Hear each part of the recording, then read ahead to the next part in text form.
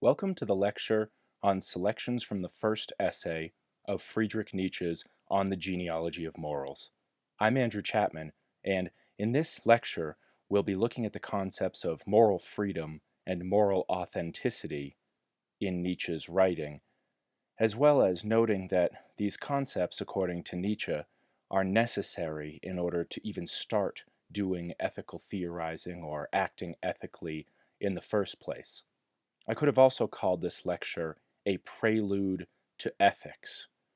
What I mean by that is that too often, when we think that we're doing ethical theorizing, that we're thinking hard about ethics, what we've actually done is uncritically adopted a whole set of standards from somebody else, some other moral tradition, and we're not acting freely, we're not acting authentically. But since morality requires both freedom and authenticity at the moral level, as we'll see, we need to first investigate where we're getting our moral concepts from, why we're committed to the moral concepts that we are, before we can even start behaving as rational, moral human creatures. Under what conditions did man invent the value judgments good and evil, and what value do they themselves possess? Have they helped or hindered the progress of mankind? Are they a sign of indigence, of impoverishment, of the degeneration of life, or do they rather reveal the plenitude, the strength, the will of life, its courage, confidence, and future?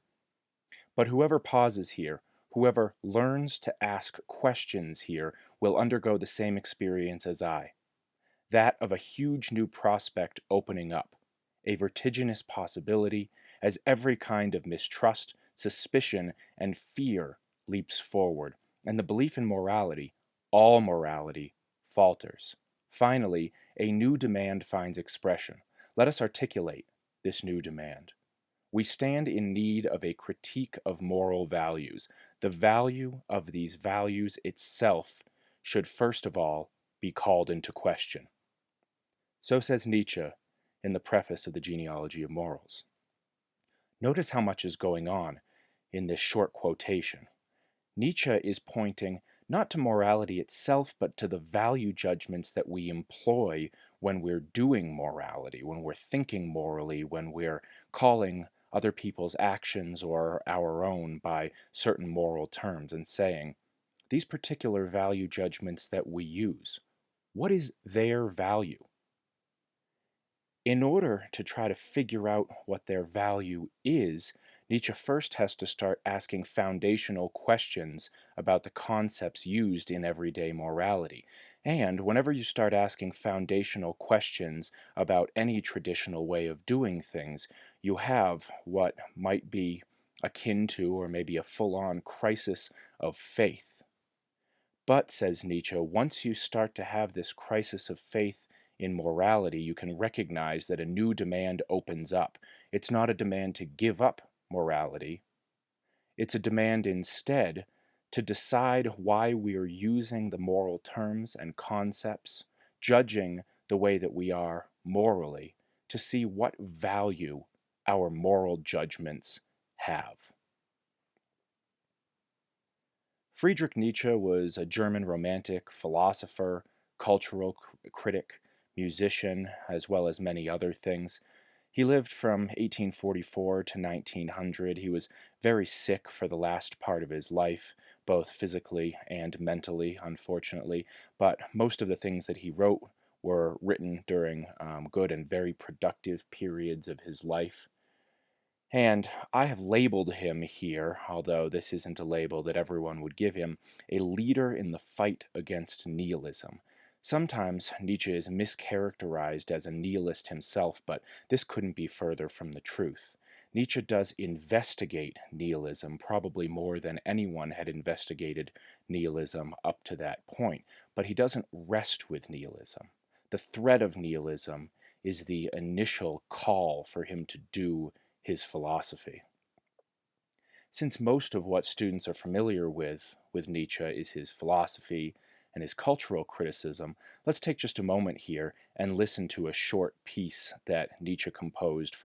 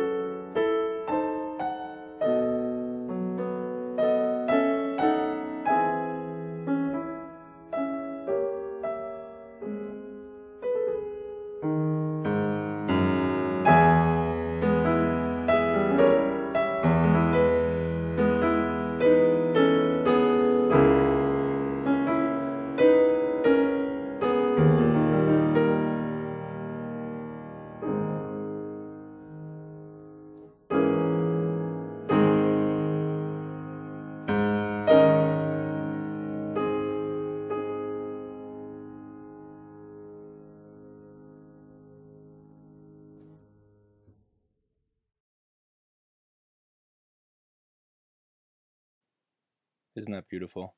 Nietzsche was clearly talented in many ways, over and above just his philosophical talents. In order to understand what Nietzsche was doing, and in order to understand more broadly why it's important, it's necessary for us to get a handle first on what ethics is, and more importantly, perhaps what ethics is not.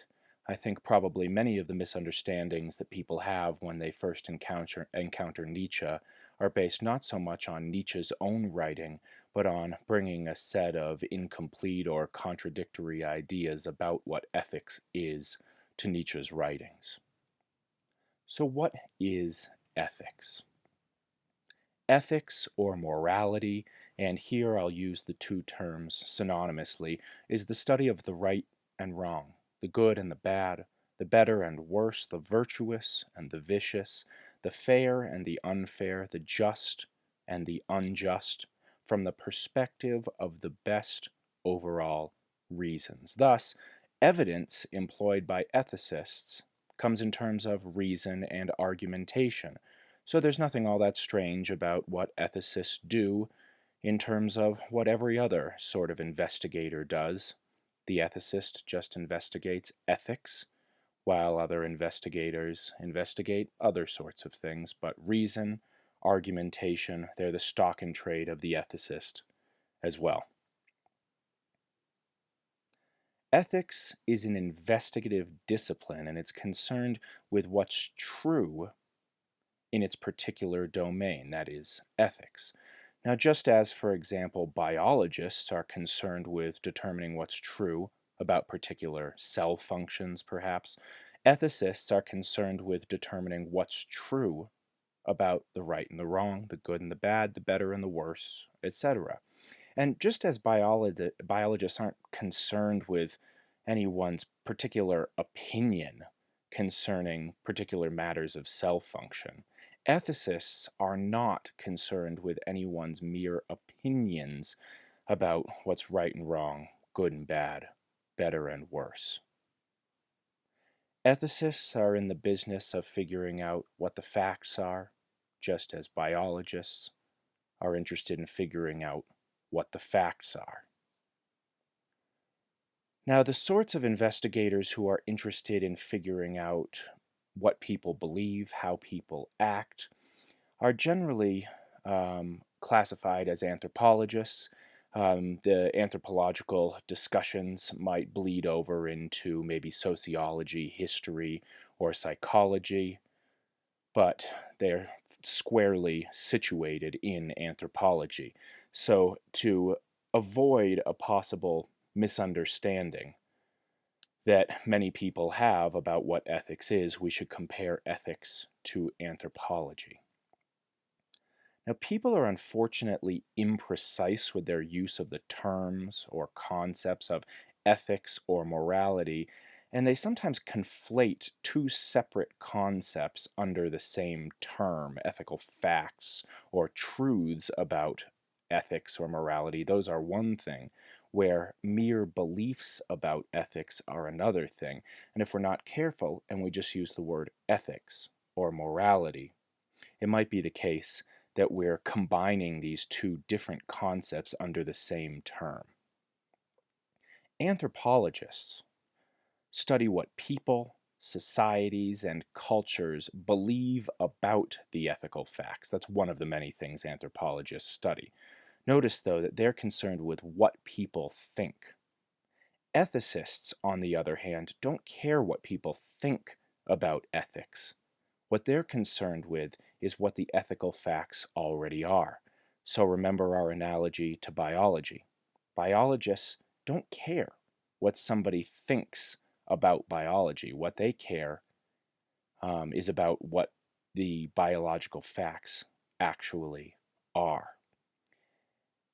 And so we can't confuse people's mere beliefs about something with the truth.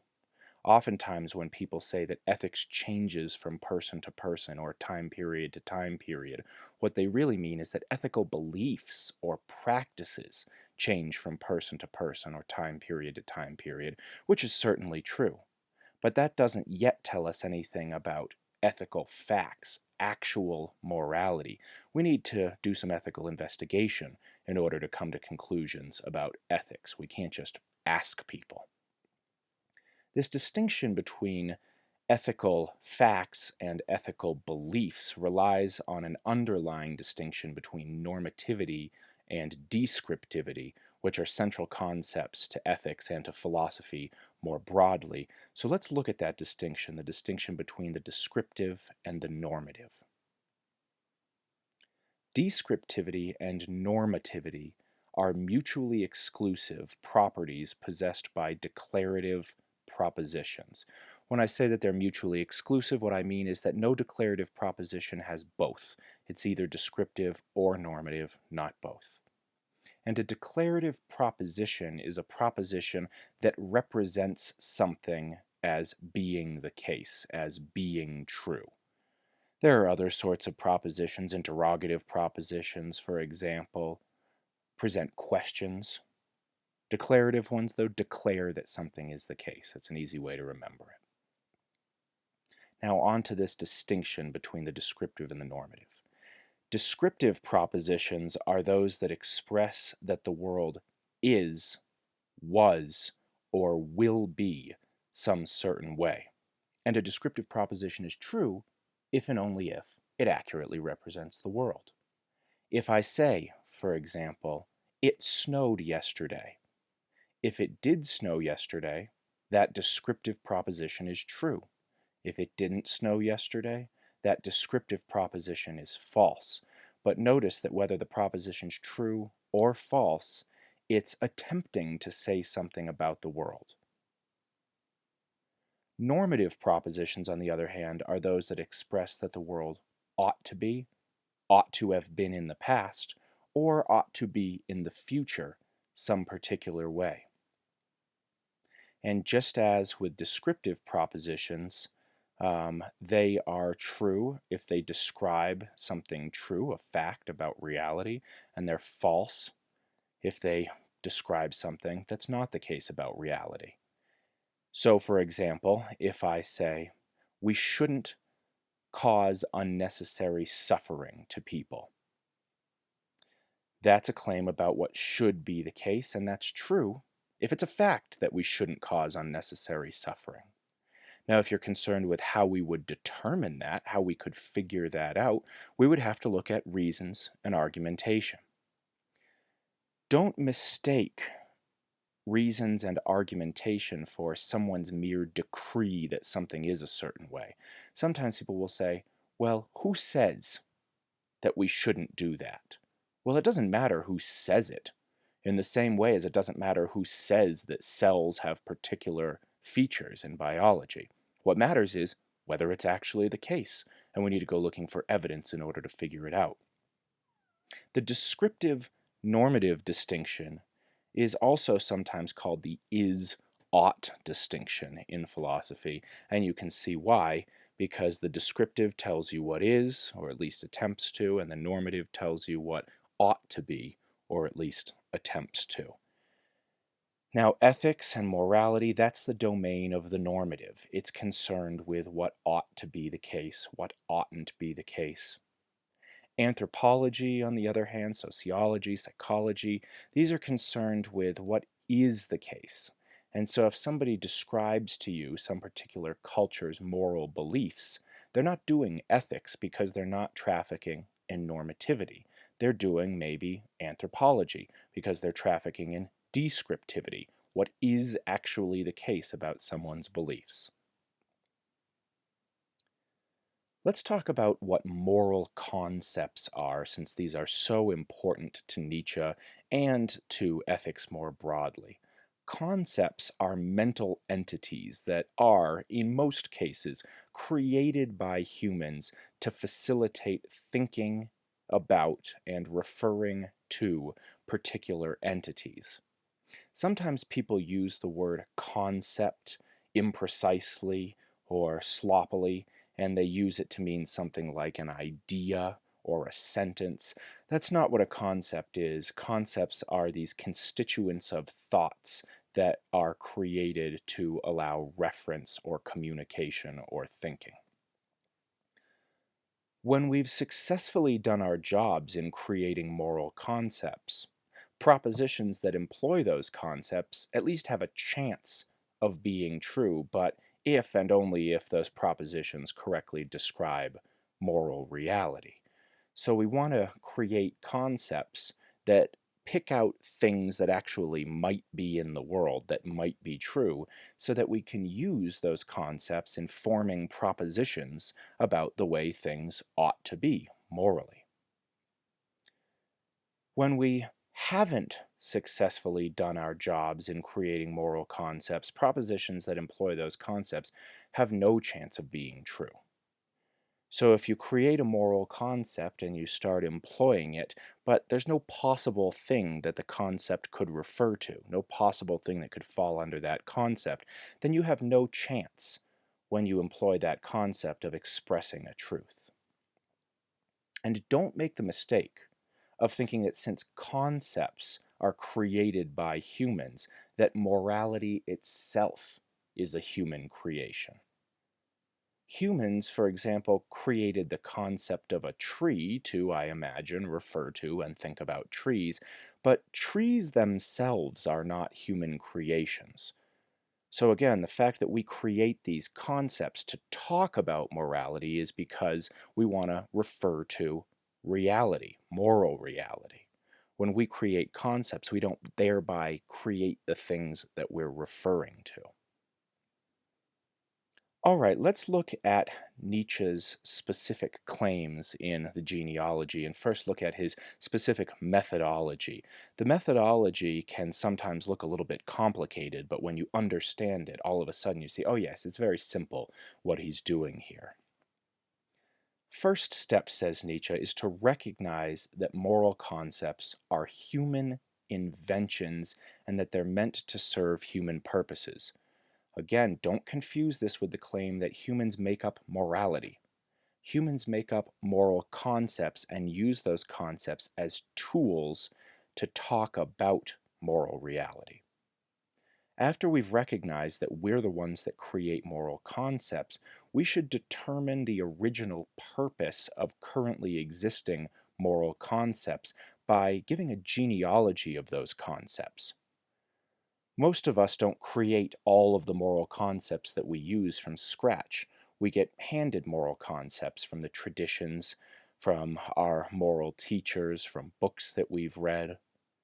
And we need to figure out why these moral concepts were created in the first place, and the easiest way to do that is to give a genealogy of those concepts. Look back into the history of the concept to its creation, look at the circumstances of its creation, and by doing that, we'll be able to figure out why these concepts were created in the first place. Now, here's the very important part. We need to see whether those concepts both still serve their original purpose and whether we need concepts to do that thing, to serve that original purpose. So, have the concepts been transformed in some way since they were invented? Or do they still do what they were invented to do? And if they do still do what they were invented to do, is that something that we still have use for? Human circumstances change. Maybe we don't need that anymore. Now, if the answer to both of those questions is yes, then we can consciously reaffirm a commitment to those moral concepts and use them in our lives.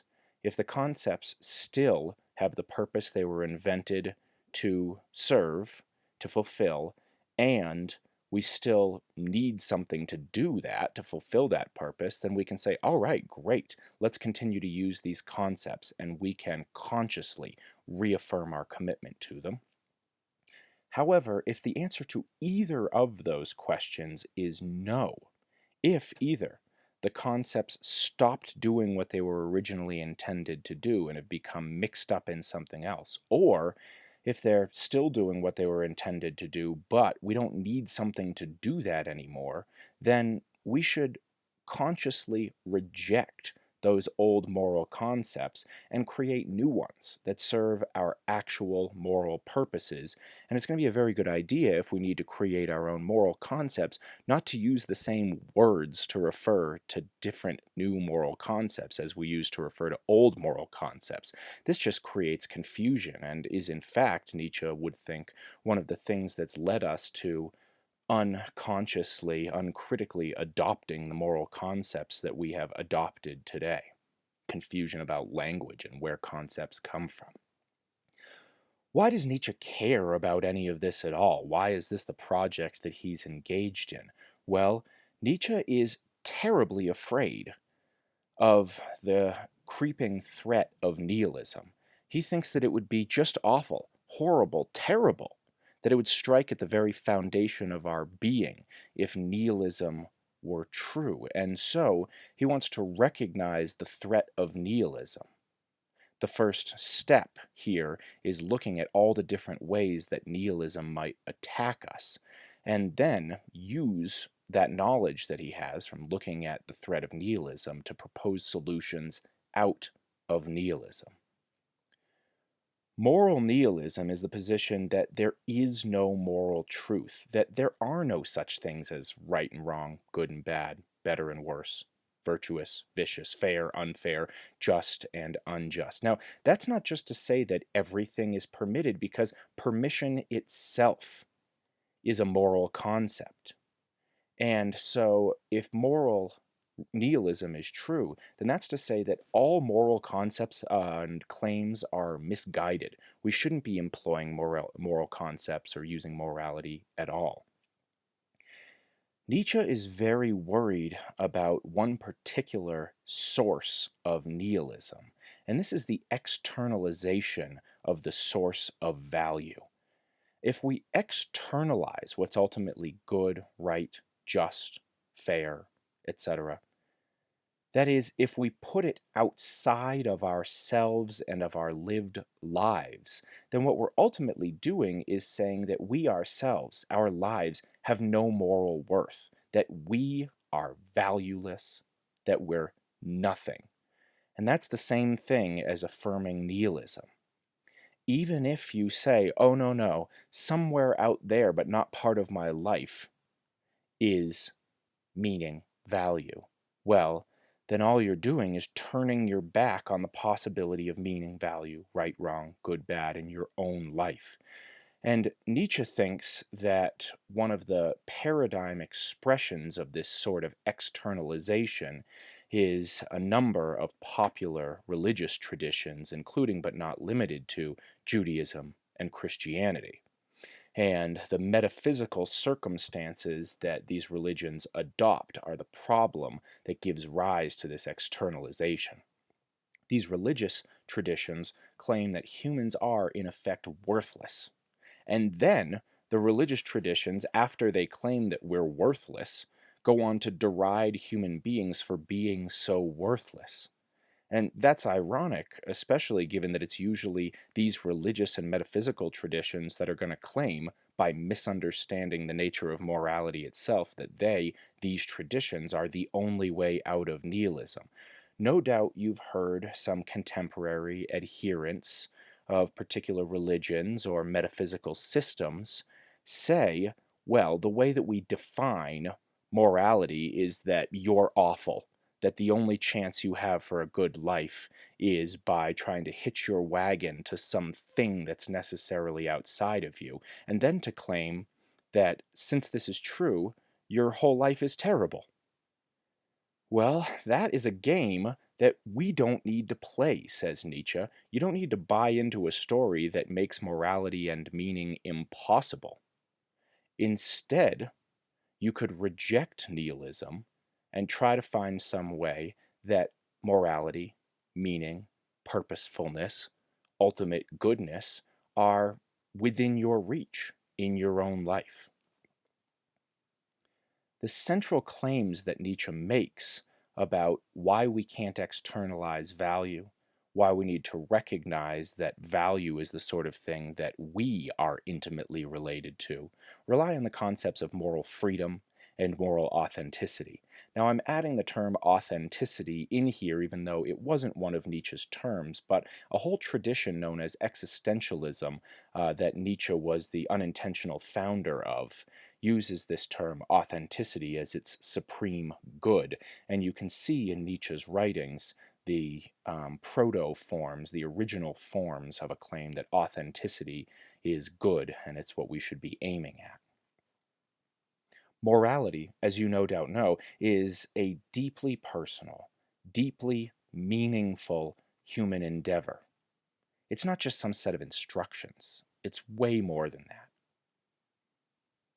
Now, that's true not in the sense that you're free to just do whatever you want and make up whatever moral or immoral systems you want. Of course you aren't. You don't create moral reality any more than you create biological reality. But when you commit yourself to some course of action, it's you and you alone who's both the subject and the object of that committing. Think about what it is to make a decision, even a small one, that has moral implications. It's the weightiest thing that there is. You're the only thing that can make moral choices for you, and you're the only thing that's subject to the choices made. You're the only thing that has that power and thereby bears that responsibility. So if someone were going to externalize morality, put the source of morality in some otherworldly thing, while also claiming that you yourself are awful, they have seriously misunderstood just what it is to make moral choices. This isn't a stipulation on Nietzsche's part. This is just looking at what it is to be one of us. Thus, morality, insofar as it's a deeply personal and deeply meaningful human endeavor, relies on an ultimate sense on our parts of moral freedom, moral choice, and moral authenticity. In order for you to live life morally, you yourself must live authentically. It must be you and you alone who considers, who acts, and who accepts moral responsibility. There's no possible chance of externalizing things, of merely getting some written list of things you're supposed to do, because even if you did, it would be you who was deciding to commit yourself to that list. It's always ultimately up to you, and nobody can act for you. Now, given that that's all true, insofar as we merely uncritically accept moral standards and moral concepts that either some other person or some moral tradition or some religious way of acting has handed down to us, we are attempting to hand over our freedom, and we're attempting to hand over ourselves to something that isn't us. We're attempting to give up what makes us deeply human, which is our moral freedom and our moral responsibility. Morality doesn't start by giving up the essence of morality, by pretending that we're not responsible for ourselves. Any tradition that says that it does is not only feeding you a story that's false, but is also negating the only thing that could possibly make your life worthwhile. After Nietzsche has established this striking and crushing moral truth about what is the basis, the foundation for morality, for a meaningful life, he goes on to give us a story about some central moral concepts. The concepts of good and bad, and good and evil. This story is his genealogy. By looking at where these concepts come from, we can figure out whether, one, they still do what they were invented to do, and two, whether we still need moral concepts to do these things. And if the answer to either of those questions is no, we should give up these concepts. First, let's look at the concepts of good and bad, foundational moral concepts. Says Nietzsche, the judgment good does not derive from those to whom goodness is shown. Rather, the good themselves, that is, what is the noble, the powerful, the superior, and the high-minded, were the ones who felt themselves and their actions to be good, that is, as of the first rank, and posited them as such, in contrast to everything low-minded, low-minded, common, and plebeian. This development always ran parallel with that other one by means of which common or plebeian or low ultimately slide over into the concept bad. So good was originally just the name, says Nietzsche, for the sorts of things that the creative, the powerful, the noble, the self-moving did. The people who had the authority to create concepts looked at the stuff that they did and said, all this stuff, good. You can notice a parallel here with God's creation of the earth. God looked around and called it good. The nobles, the powerful, the creative, they look around at what they do and they say, this is good. Now, that isn't quite a fully expressed moral judgment yet. It's just a name on the part of the aristocratic, the noble, the good, the powerful, the creative, for what they do. So good, in the first sense, originally just meant what we do, the people who create the concepts. And then the opposite of that, the low, the filthy, the weak, the powerless, the destructive, those things are the bad things. Those are the things that oppose the good. They take away from the goodness, the creativity, the power, the nobleness of what's been called good. That's where these concepts come from, says Nietzsche. So a question to ask yourself, is that the way these concepts are still used? If it is, do we still have use for these concepts? Now let's contrast good and bad in their original usage with the concepts of good and evil. Says Nietzsche, this, then, is the very opposite of what the nobleman does.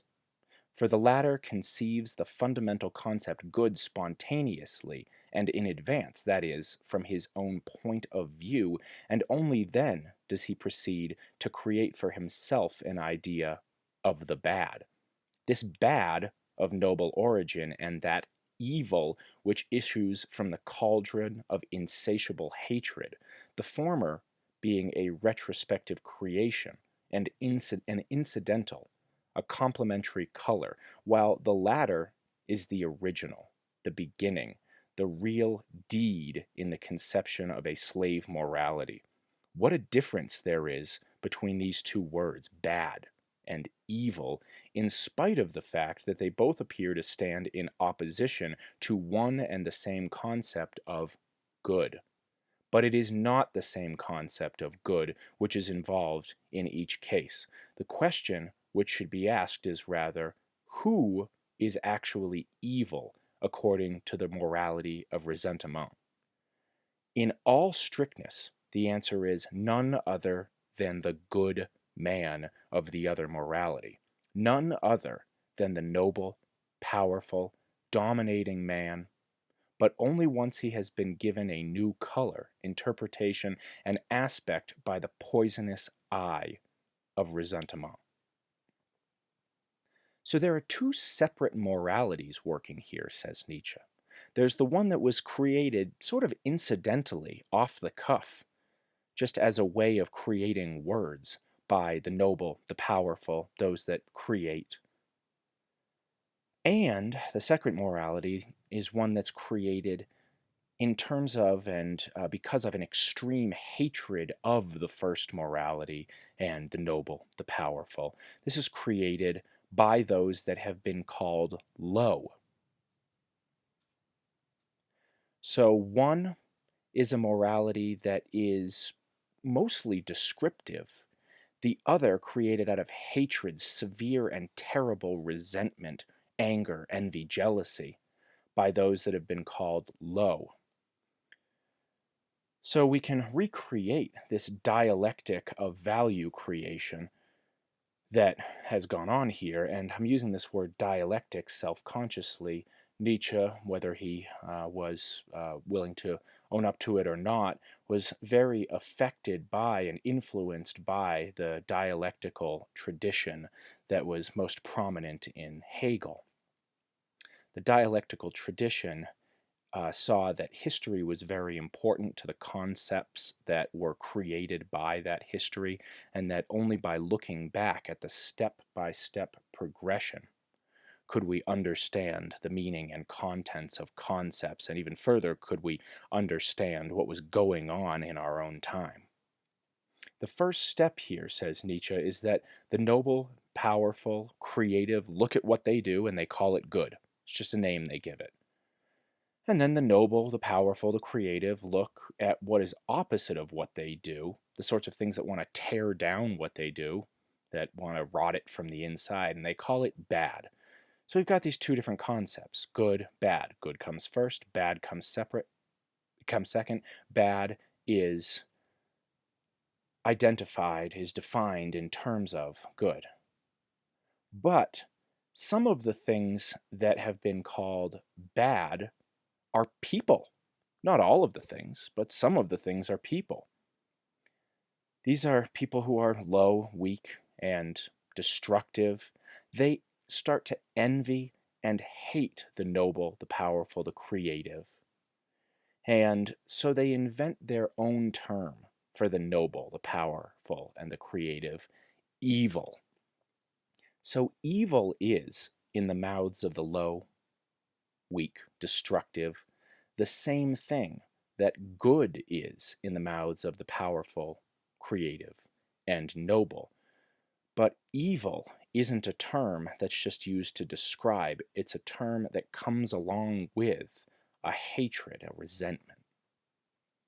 Then the low, the weak, the destructive, that is, members of what's been called bad, abrogate for themselves. They steal the term that the noble, the powerful, the creative had invented. They steal that term good and they apply it to themselves. So really we've got four concepts here. We've got what I'll call good sub one, just to make it easy, and that's as self-applied by the noble. We've got bad as the opposite of good sub one. Then we've got evil, which is the same thing as good sub one, but in the mouths of other people. And then we've got good sub two, which is not the same as good sub one. It's what's been self-applied by the low.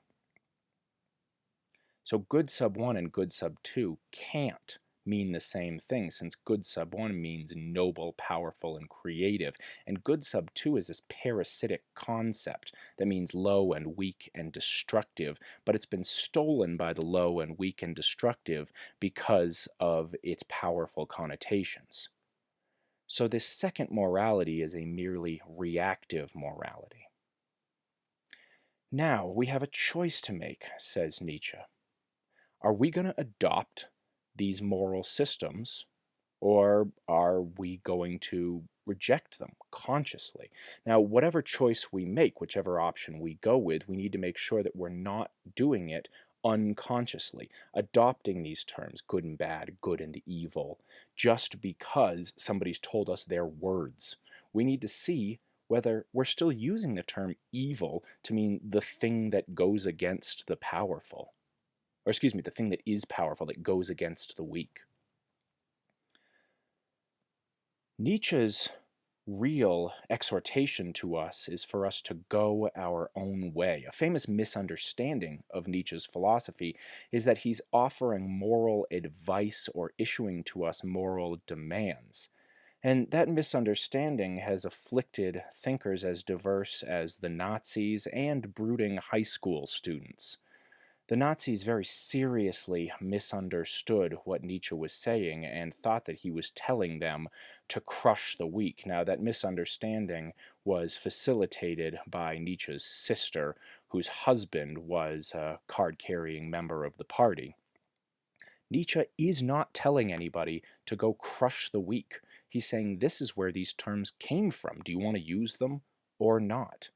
Similarly, brooding high school students sometimes read Nietzsche, misunderstand him, and think that he's saying that everyone else is wrong and they, the brooding high schoolers, are right, and so what should happen is that they should just hate everybody.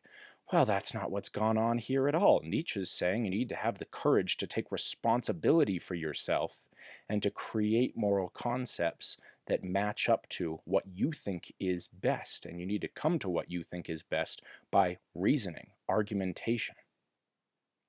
Nietzsche's central message in his moral writings is that we're threatened by moral nihilism whenever we uncritically adopt the moral concepts of others, including traditional moral concepts, and when we live our lives in the service of the uncritical adoption of moral standards that aren't ours. So think about the moral systems that you employ. Did you just fall into them? Were you brought up in them? Did you think that maybe the system was a good idea but not critically examine where it came from, why it uses the terms that it uses? Or did you sit down and do the hard work of taking responsibility for your life and looking through different sets of moral concepts, different ways of living, different moral beliefs, and adopting from them self-consciously and critically the concepts that you thought were going to be advantageous to you, and invent other concepts that didn't yet exist? Now, talk of master and slave morality in Nietzsche's writings, this is standard, very famous talk, is meant to highlight the threat of nihilism and not meant to goad us into nihilism by forcing us to uncritically adopt some prepackaged set of moral standards. Look at how dumb Nietzsche would have been if he had been saying, don't adopt other people's moral standards, but here's the standard of master morality, please adopt this. That is clearly not what Nietzsche's saying in his writings. He uses master and slave morality.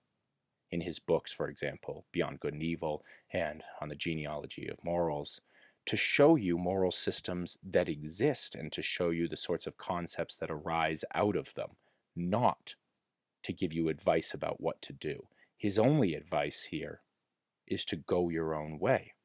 And he says that we can escape the threat of nihilism and be fully morally authentic only when we take full responsibility for our own moral lives. The first step in taking this responsibility is to do the critical evaluation of pre-existing moral concepts, or, as Nietzsche would say, to revalue values. In this lecture, we've taken a look at what Nietzsche tells us about the foundation of morality, and more importantly, what Nietzsche tells us about the sorts of beings we are and how we need to integrate with moral systems or challenge moral systems if we're to take full moral responsibility for our lives and be fully morally free and fully morally authentic. Now, it's no accident that some of the ways that contemporary religious or moral systems are framed is in terms of claiming that anyone who says that you have the power to go your own way is just leading you astray. Of course, moral systems that wanted you to uncritically adopt their methodology would tell you that there's something very evil about Nietzsche.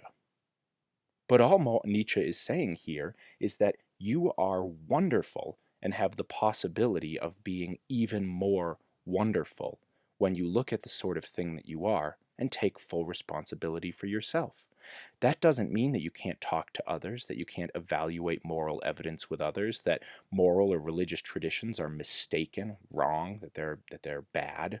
What it means is that in order to interact with others, to adopt particular traditions or ways of speaking, we need to do the hard work of making sure that we've done it for the right reason, not because we're scared of our own responsibility, but because we love ourselves and love humanity, and we're willing to do the hard work of being human. Thank you.